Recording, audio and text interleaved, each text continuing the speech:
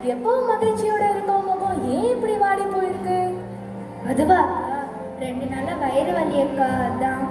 அடடே, மருத்துவர்கிட்ட போனியா? அக்கா போனேன். அப்படி என்ன உணவு சாப்பிட்ட? காலையில என்ன உணவு, மத்தியானம் என்ன உணவு? அதுவா அக்கா, 2 நாளுக்கு முன்னாடி பீஸா பர்கர் அளவுக்கு மீறி சாப்பிட்டுட்டேன்க்கா, அதான்க்கா. பாத்தியா, இந்த மாதிரி உணவு வகைகளை அதிகமாக சாப்பிட்டா என்ன நடக்கும்னு?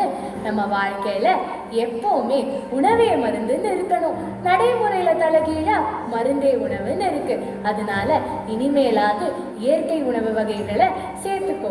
நம்ம வாழ்க்கையில என்னென்ன உணவு சாப்பிட்டா ஆரோக்கியமான வாழ்க்கையை வாழலான்னு நம்ம முன்னோர்கள் எழுதி வச்சிருக்காங்க.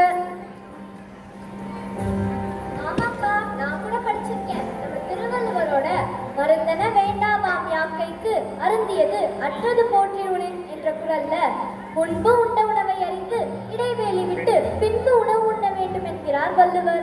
ஆமாமா, சரியா சொன்ன. கீரைகள், காய்கறிகள், பழங்கள், திணை வகை உணவுகள், முளை கட்டிய பயறு வகைகள் ஆகியவற்றை உணவோடு இணைத்து பக்குவப்படுத்தி சாப்பிடுறதுனால நோய் நம்ம கிட்ட வர்றதில்லை. என்ன மகிழினி, இப்போ புரிஞ்சுதா? அடடே அக்கா, ரொம்ப நல்லா புரிஞ்சுது. அப்போ வில்லுப்பாட்டு நிகழ்ச்சியை தொடங்கலாமா? ஓ, தொடங்கலாமே. தந்தத்தோம் என்று சொல்லியே வில்லினில் பாட, ஆமா வில்லினில் பாட வந்தருள்வாய் தமிழ் அன்னையே. தானதந்தத்தோடு நல்ல ஓசைகளும் தாளத்தோடு